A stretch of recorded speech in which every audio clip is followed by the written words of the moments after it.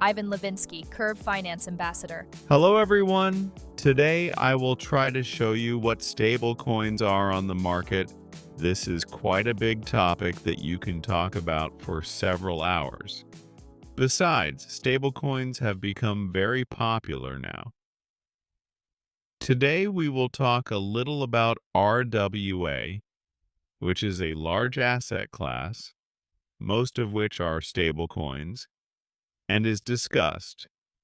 We will also talk about DeFi, namely, what part of RWA and stablecoins occupy in DeFi, and about Curve itself. Now, the indicators are presented before you that you can see on DeFi Llama. The big uncles, so to speak, came to the blockchain and do something like in Sandbox. It seems that the numbers are very large, but in terms of the assets they manage, this is a grain of sand. Those big guys who have been in DeFi for a long time, they are therefore very happy that these big uncles paid attention and want to explore this market. With networks, let's say without surprises, Ethereum, Tron, Solana, L2 networks, and Binance are also in demand in the market. Stablecoins have become a kind of bridge that unites this huge financial world that we see and try. The world of DeFi is still quite small compared to traditional finance, but we can firmly say that it is 5 years old. But these assets, which are called stablecoins, actually made this bridge, which is actively working. On this slide, you can see that the transactional activity of stablecoins has already overtaken the same activity on Visa last year. Stablecoins, have become very popular. There are a lot of them. We even joke that they become something like meme coins. Perhaps this will happen. 2 years ago, it was difficult to imagine such a large number of issuers with such a capitalization. That is, there are both old market participants and very new participants who are literally a few months or 6 months old. But at the same time, we see that teams like PayPal and BlackRock are already working here. These are generally dry statistics that show how everything is growing and developing, and we see that RWA is actually a lot of things, but at the same time, stablecoins occupy a huge part. Tether, of course, dominates in about the same way as Bitcoin, in general, in crypto assets. I think that this dominance will not disappear in the near future, because Tether's policy is quite aggressive from the point of view of the market. What stablecoins look in DeFi? Last year, it was the opposite. In fact, Ethereum was so fat. Everyone wanted to farm it, do something with it, but over time it dried up. Now it's more such a toxic asset. Who is in DeFi? Raise your hands. So there is such a meme, but in general, it seems to me that without memes we will not survive any cycles, since we must look positively at everything, even at what is called stablecoins and related things. The following meme is related to BTCFi. If there are maximalists among you, don't throw tomatoes at me, because stacking Bitcoin is a cringe in my opinion. But this is the reality that we see. We see that many different so-called wrappers have appeared, and Bitcoin, after playing on its own L2, is gradually switching to EVM. What is more understandable to a user who is already in DeFi? What is more understandable to everyone else?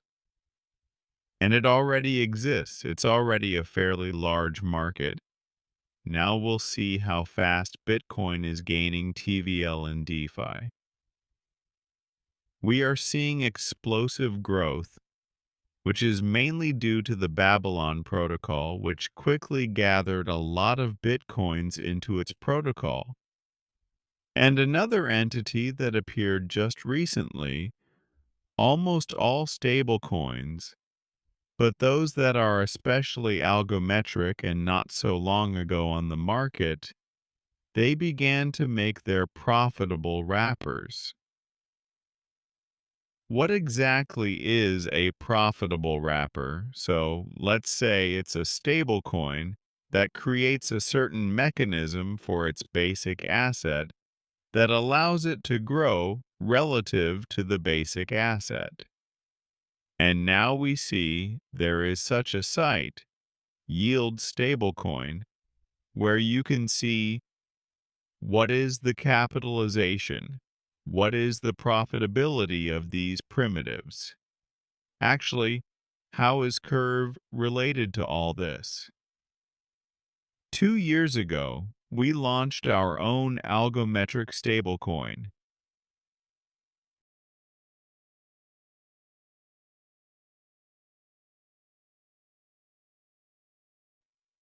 Which is insured only by Bitcoin and Ethereum. A year ago, we made a profitable stablecoin. Although the S prefix is not staking like many, but saving. In other words, the idea is to preserve the purchasing power of the basic primitive. Well, profitable pools with stablecoins have become a very interesting tool in order to increase this profitability due to the fact that two profitable stablecoins, or a profitable one to the usual one, are traded, which increases the profitability of the basic asset. And when I talk about Curve with someone, people think that it's just a decentralized exchange for stablecoins. But it's been a long time since. Curve represents many products combined into such a service. Now it's both yield and lend, and you can use the credit platform. We even have longs and shorts now. Actually, we can say that this is such a DeFi hub. What technologies do we use to make it comfortable and safe for the user to use it? Well, first of all, it's concentrated liquidity, which has been there from the very beginning and which few people know about either. That is, right in 2020, when the first stable swaps were launched, concentrated liquidity was there. It concentrates automatically. There are dynamic commissions, and there are up to 8 tokens in one pool, which is important. Also, you can combine your liquidity with your various tokens and other more popular assets. Moreover, Curve has a very good protection from liquidation technology. That is, if you use lendings, who uses lendings? Then everyone has such a very understandable factor as the liquidation price. Curve doesn't have such a concept because you have the term of liquidation protection range. We have combined two well-known technologies: credit, taking out a loan against some kind of collateral, such as Bitcoin or Ether, and AMM. We made such a synthesis, and it turned out to be an interesting thing that protects you from losing the value of your collateral. It works very well. In March, when we all saw a negative market in terms of price, The technology saved investors about $12 or $10 million. And a cyclical economy, namely the V economy and the vesting escrow economy, which allows us fixate this economy. And to fixate not only the liquidity and its income, but also to make sure that you don't need to use buy and burn. Thank you all. For integration questions, write to Telegram.